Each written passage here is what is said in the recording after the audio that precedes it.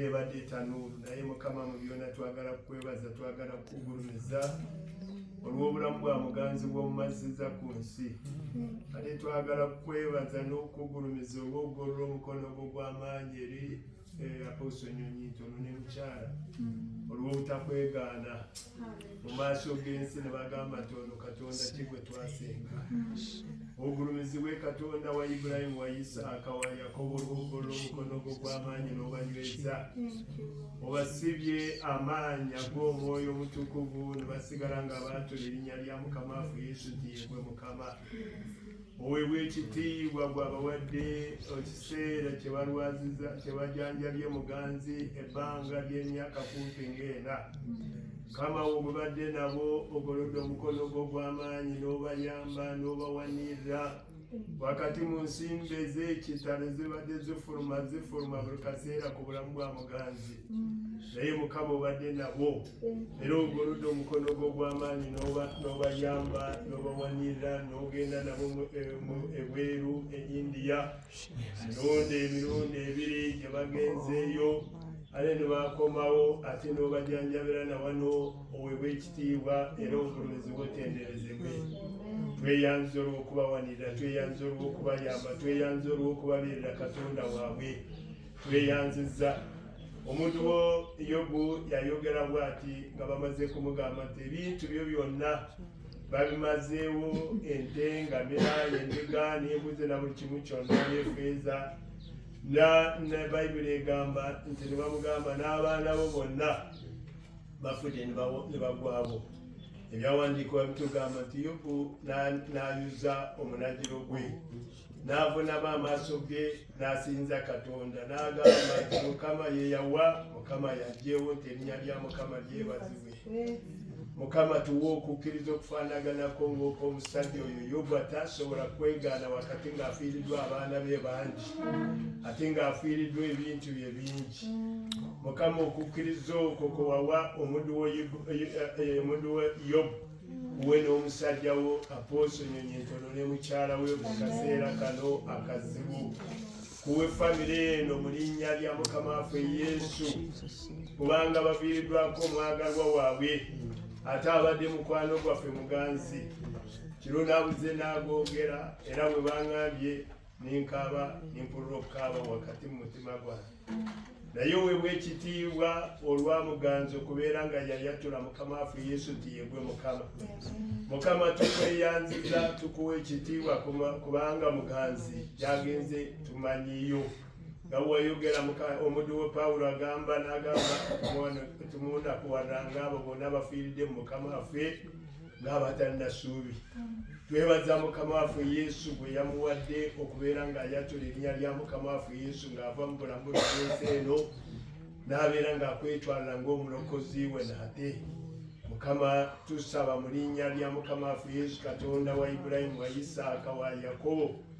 eyanyweza abaddu bo bonna abali mu Bayibuli nga bafiiriddwa abantu baabwe olwaliro ogolola omukono gwo gw'amaanyi oyongere okunyweza famire eno mu linnya lya Mukama waffe Yesu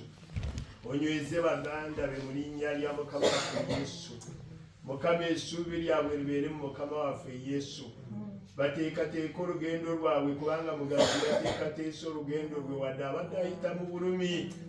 ne bamudisaamu ne bamwatuza n'atamu n'ayatula ate nga n'essanyu muganzi ng'abadde asanyuka ng'aseekaseeka taata ssebo Yesu Kristo omulokozi waffe leka na bano babeere nga bateekateeka olugendo lwabwe oba baluva mu bulamu buno bw'ensi eno ng'obawangaziza emyaka mingi baleme okuvaako naye babeere nga banywezezza okukkiriza kwabwe mu linnya lya Mukama waffe Yesu ow'omukisa Mukama wange omulungi omwagalwa famire eno giwa omukisa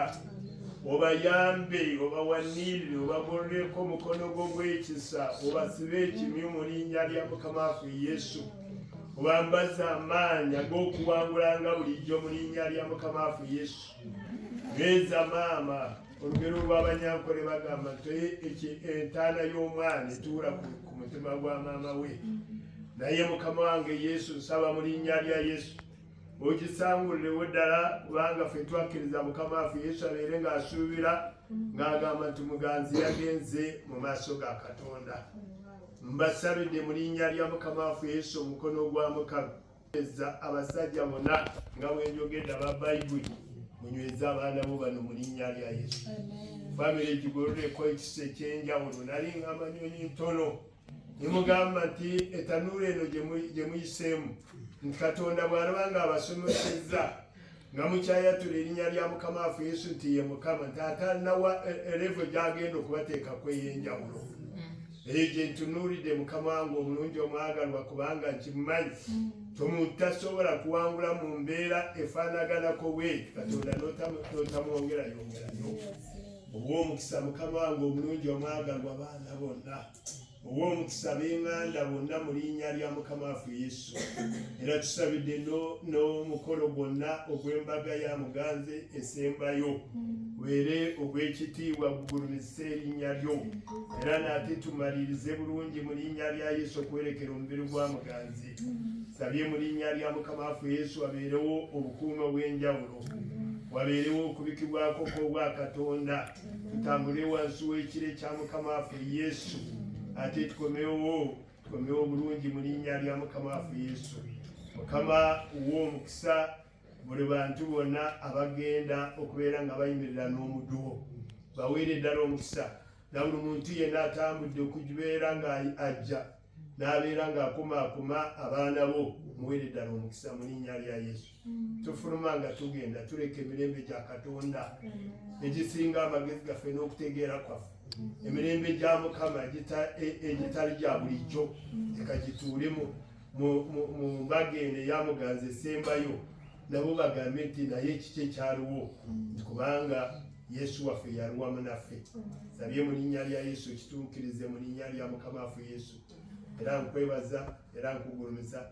kubanga bw'otyo bwe wasiimye muganzi agendere mu myaka gino. Kitiibwa n'ettendo tubisitula tubizza gy'oli Yesu Kristo omulokozi waffe. Amen.